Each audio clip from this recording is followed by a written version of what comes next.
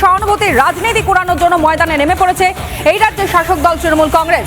ফের সহানুভূতির রাজনীতি, কমিশনের সঙ্গে বৈঠকেও কোণঠাসার নাটক। এমনকি আমাকে বলছেন চেঁচাবেন না, চন্দ্রিমা ভট্টাচার্য তিনি বলছেন উনি ক্ষিপ্ত হয়ে আমাদের ওপর চেঁচালেন, মহিলাদের প্রতি শ্রদ্ধা নেই। বৈঠক শেষে নাটক মঞ্চস্থ চন্দ্রিমা ভট্টাচার্যের। রাজ্যের মন্ত্রী চন্দ্রিমা ভট্টাচার্য এবং তিনি নিশানা করছেন নির্বাচন কমিশনকে।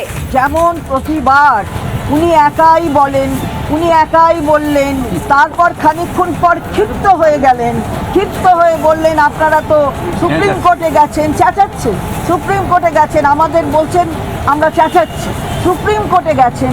তারপরে সুপ্রিম কোর্টে যখন সব কিছু আছে আর তো কিছু বলার নেই, অন্য জায়গায় সব ঠিকঠাক হয়ে গেছে, আপনারা সুপ্রিম কোর্টে গেছেন, সুপ্রিম কোর্টে যাওয়াটা কি অন্যায় হয়েছে নাকি? আমাদের রাইট আছে সুপ্রিম কোর্টে যাওয়ার, তার জন্যে আমরা গেছি। আমি একজন মহিলা, আমাকে বলছে ডোন্ট শাউট। আমি বললাম কিভাবে বলছেন আপনি?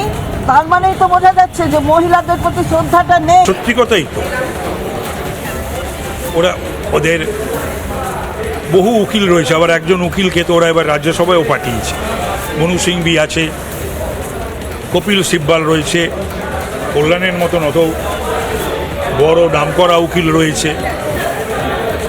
সুতরাং এগুলো নিয়ে সুপ্রিম কোর্টে বলুন।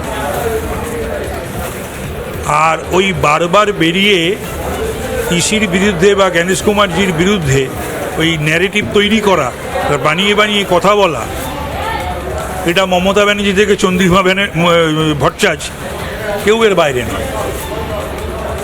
এবং এই যে সবসময় যে একটা ঝগড়া করার একটা যে প্রবণতা, সবসময় ঝগড়া করা একটা প্রবণতা, এটাও ভালোভাবে নিচ্ছে না বাংলার।